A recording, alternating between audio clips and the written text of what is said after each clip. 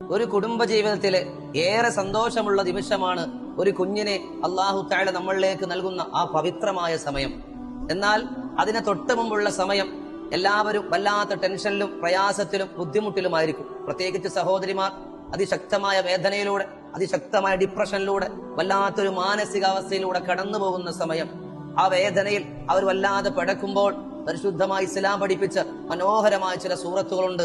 ഇത് ഫാത്തിമ റളിയല്ലാഹു അൻഹയ്ക്ക് പ്രസവവേദന അനുഭവപ്പെട്ട സമയത്ത് ഉന്നാര ഹബീബ് സല്ലല്ലാഹു അലൈഹി വസല്ലം തങ്ങൾ ഉമ്മു സൽമ ബീവിയോടും സൈനബ് ബീവിയോടും ചെല്ലാൻ പറഞ്ഞിട്ടുള്ള പരിശുദ്ധ ഖുർആനിലെ പവിത്രമായ ചില സൂറത്തുകൾ. ഒന്നാമത് സൂറത്തുൽ ഫലഖ് പാരായണം ചെയ്യുക, രണ്ടാമത് സൂറത്തുൻ നാസ് പാരായണം ചെയ്യുക, മൂന്നാമത് ആയത്തുൽ കുർസി പാരായണം ചെയ്യുക, നാലാമത് സൂറത്തുൽ അറാഫിലെ 54-ാമത്തെ ആയത്ത് പാരായണം ചെയ്യുക, സൂറത്ത് യൂനുസിലെ 3-ാമത്തെ ആയത്ത് പാരായണം ചെയ്യുക.